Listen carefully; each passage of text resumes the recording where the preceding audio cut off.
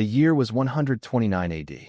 In one of Rome's wealthiest neighborhoods, a baby girl named Livia entered the world without owning a single thing, not even her own future. Before she could smile, before she could speak her first word, someone had already decided what her life would become. Most children were born into families. Livia was born into an investment. Her mother belonged to a powerful Roman household.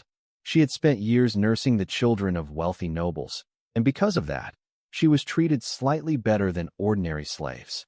Better meals, a cleaner room, fewer punishments. But there was one price she paid for those privileges. She never had the chance to raise her own children. Within hours of Livia's birth, another servant carried the newborn away so her mother could continue feeding the master's infant. The tiny girl grew up among elderly slave women who cared for dozens of abandoned children at once. Love existed there, but time never did. As Livia grew older, she slowly realized that every person inside the villa had a place in an invisible ladder. The master stood at the top. Trusted servants lived comfortably beneath them. Skilled craftsmen followed. Then came the ordinary workers. And somewhere in a category all by itself were the women expected to feed Rome's future elite. That was the place waiting for Livia. No one taught her poetry or philosophy. She never learned how senators debated or how merchants counted profits. Instead, older women watched her health with unusual attention. They inspected her strength, measured her growth, prepared special meals whenever she looked too thin. To an outsider, it almost seemed like kindness. It wasn't. Every decision centered around one question. Would she someday become an excellent wet nurse? When Livia reached 13, life changed almost overnight. Her daily chores became lighter. Her meals became richer. Her sleeping quarters moved closer to other young women receiving the same treatment. For the first time, she understood that her body was no longer considered her own. It belonged to the future children of Rome's richest families. Around that time she met Felix, a quiet, stable worker with an easy smile. They spoke while carrying water or cleaning storage rooms. Their conversations became the brightest moments in otherwise predictable days. The household noticed. Rather than separating them, the steward arranged an unofficial slave union.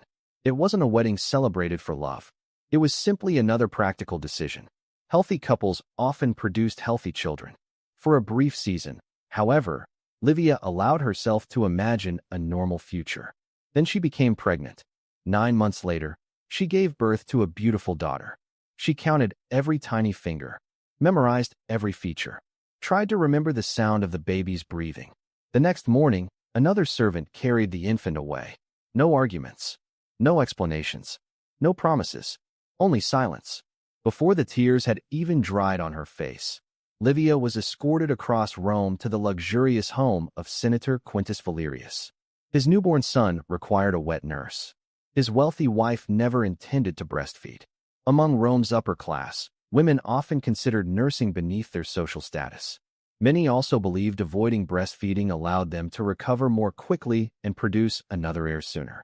That responsibility belonged to women like Livia. Every hour of her life revolved around the child. Her food was carefully selected.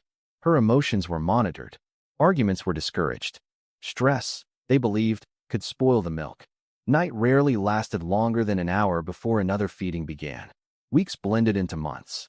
The senator's son knew Livia's voice before he recognized his own mother's. She rocked him to sleep, calmed his fevers, celebrated his first laugh. Yet every reminder around her repeated the same truth. She could love him. She could protect him. But she could never truly claim him. After more than a year, the child no longer needed her. Another household requested her services. Then another. Then another. Each goodbye became slightly easier. Not because she cared less. Because surviving required learning how to let go. Something unusual happened during those years. Several children she cared for appeared unusually healthy. They recovered quickly from illness, walked earlier than expected, spoke with remarkable confidence. Whether coincidence or simple luck, Rome loved stories far more than scientific explanations. Rumors spread through aristocratic circles. People whispered about a slave woman whose milk supposedly raised extraordinary children. Soon noble families began competing for her assignments. Owners received expensive gifts simply to secure her services. Livia found herself living inside magnificent villas, eating food that many free citizens could only dream about. She still belonged to someone else. But for the first time, people treated her like someone worth impressing. Soft bedding replaced straw. Warm baths became routine. Servants brought her meals instead of demanding she prepare them herself. It was an unusual life, not freedom, just a more comfortable form of captivity. For nearly 20 years, that reputation followed her throughout Rome. Then one winter, everything changed. The milk slowed. At first only slightly. She blamed exhaustion, then age, then the cold weather. She tried every remedy other women suggested. Nothing worked. Within months her body quietly announced that her career had ended. The luxurious rooms disappeared. The fine meals stopped. She returned to ordinary slave work as though the previous 2 decades had never happened. Now she scrubbed marble floors before sunrise, carried heavy buckets until her shoulders burned, cleaned fireplaces, washed clothing, and emptied waste containers. Her hands hardened, her back bent. Each morning reminded her how fragile comfort had always been. Years drifted by unnoticed. Her hair slowly turned silver. Young servants barely believed the stories about the famous wet nurse she had once been. To them she was simply another elderly slave moving carefully through long hallways. One spring afternoon, while sweeping the entrance courtyard, she overheard an unfamiliar voice asking questions. A young woman wished to speak with anyone who remembered an infant taken from a slave many years earlier. Livia paused. The visitor explained she had spent years searching for her birth mother. She had earned her freedom, built a respectable life. Now she wanted answers. When Livia looked into the stranger's face, she noticed something impossible to ignore. The same eyes, the same smile Felix used to wear. Her broom slipped from her hands. For several long moments, neither woman spoke. Then Livia whispered the only words she could manage. "I've been waiting for you." Their embrace erased decades of silence.